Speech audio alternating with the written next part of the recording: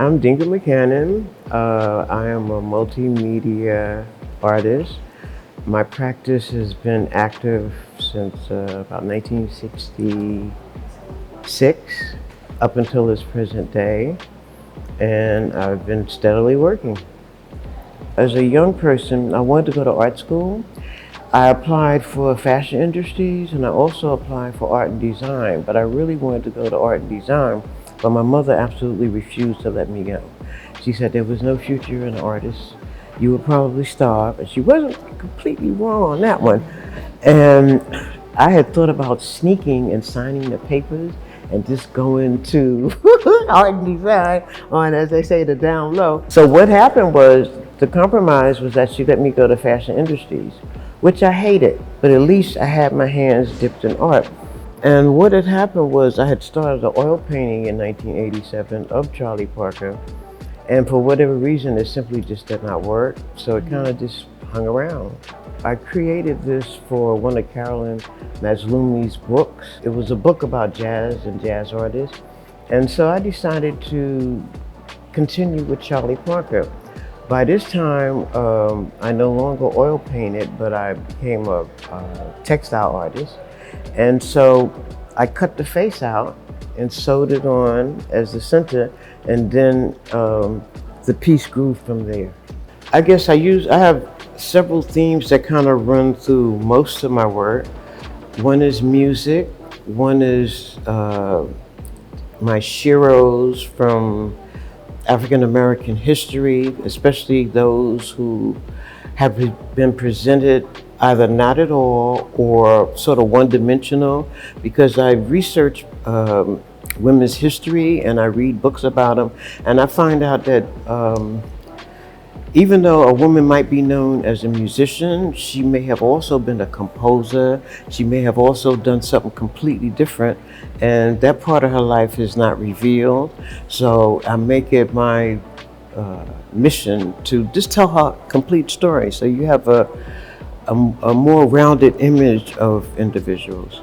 My relationship with music began, well, I think the first time was my 18th birthday when in Tompkins Square Park, somebody took me to see Sun Ra, and I was upset because this is like 1960 something, and Sun Ra's music, I had never even heard much jazz, but his music was just off this planet, and his performance was wild, and so I think that may have began to start the wheels turning.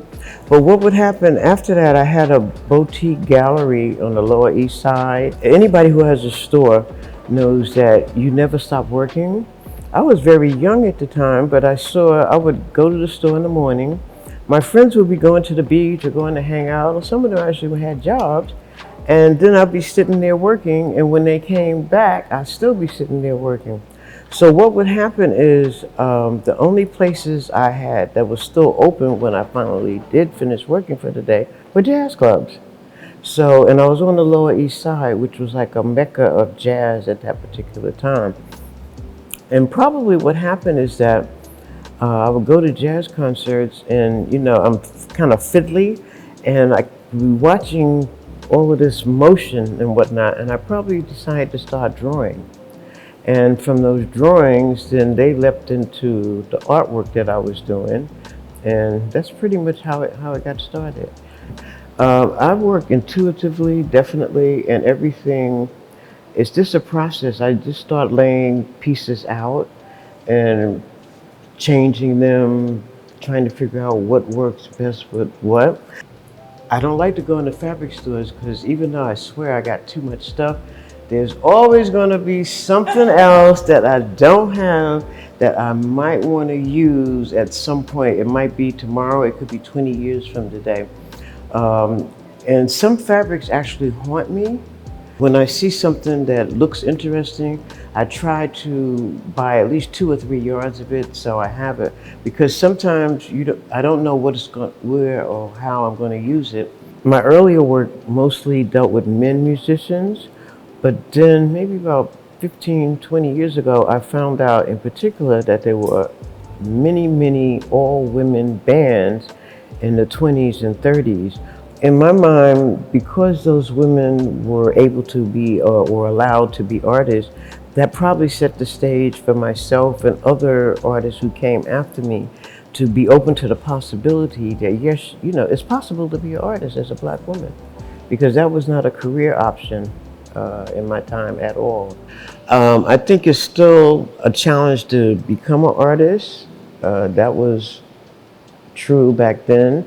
It is now, although now I think it's a lot easier because you have, first of all, there's more inclusion now.